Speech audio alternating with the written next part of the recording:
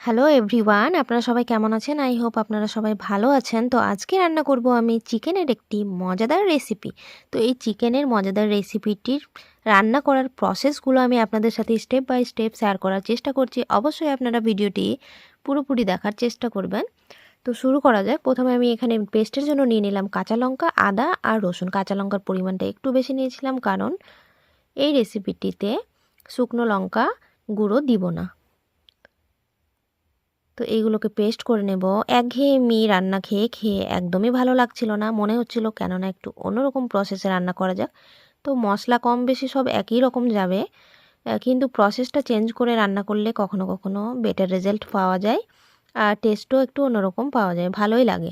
তো চিকেনটাকে আমি আগে থেকেই ভালোভাবে ধুয়ে পরিষ্কার করে রেখেছিলাম। এবার চিকেনের মধ্যে দিয়ে দিচ্ছি পরিমাণ মতো লবণ, হলুদ গুঁড়ো, জিরে ধনে গুঁড়ো, সব বেসিক মশলা, শুধুমাত্র লঙ্কা গুঁড়ো দিলাম না। আর এবার দিয়ে দিচ্ছি আদা রসুন কাঁচা লঙ্কার পেস্ট, 1 বাটি মতো টক দই দিয়ে ভালোভাবে ম্যারিনেট করে নিচ্ছি। ম্যারিনেট করা হয়ে গেলে কভার করে রুম টেম্পারেচারে 15 থেকে 20 মিনিট রেখে দেব। ফ্রিজে রাখার কোনো প্রয়োজন নেই। তো 15 মিনিট পর চলে এলাম।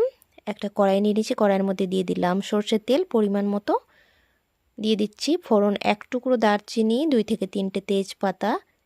এগুলো থেকে একটা সুন্দর মিষ্টি সুগন্ধ বেরোচ্ছিল, সেই পর্যায়ে এসে আমি অ্যাড করে নিলাম কুচনো পেঁয়াজ।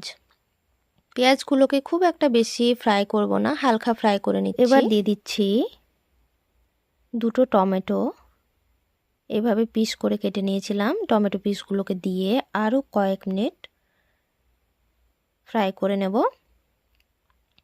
হয়ে গেছে। এবার এর মধ্যে অ্যাড করে নিচ্ছি ম্যারিনেট করে রাখা চিকেনটা দেওয়ার পর খুব ভালোভাবে নাড়িয়ে নিচ্ছি। পেঁয়াজের সাথে চিকেনটাকে মিক্স করে নিচ্ছি। মশলা তো আগে থেকেই মিক্স হয়ে গেছে।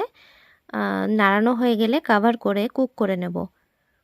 তো আপনাদেরও যদি একই রকম রান্না খেয়ে খেয়ে বোরিং মনে হয়, তাহলে অবশ্যই এই রেসিপিটা একবার হলেও বাড়িতে ট্রাই করে দেখতে পারেন, ভালো লাগবে খেতে। এইবার 1 চা চামচ মতো চিনি ছড়িয়ে নিলাম। টক দই আর টমেটো দুটোই দেওয়া হয়েছে, তার জন্য টেস্টটাকে একটুখানি ব্যালেন্স করার জন্য চিনিটা দিলাম। না দিলেও কোনো ব্যাপার নেই, এটা অপশনাল। আর অলরেডি হয়ে আসছে চিকেনটা। হওয়ার আগে ছড়িয়ে নিলাম কুচনো ধনে পাতা, 1 চা চামচ মতো গরম মশলা গুঁড়ো দিয়ে আরও কয়েক মিনিট কুক করে নেব। তাহলে রেডি হয়ে যাবে আজকের মজাদার চিকেনের রেসিপিটা। রান্না চাপানোর আগে আমি ভাবছিলাম আজকে হয়তো মাংসের কালারটা একদমই ভালো হবে না, কারণ আমি শুকনো লঙ্কার গুঁড়ো ইউজ করিনি। বাট আপনারা দেখতেই পাচ্ছেন কালারটা খুব সুন্দর এসছে, কারণ এর মধ্যে দেওয়া হয়েছিল টমেটো। টমেটো দিলে যে কোনো তরকারির কালারটা সুন্দর হয়। Thank you so much all for watching this recipe video.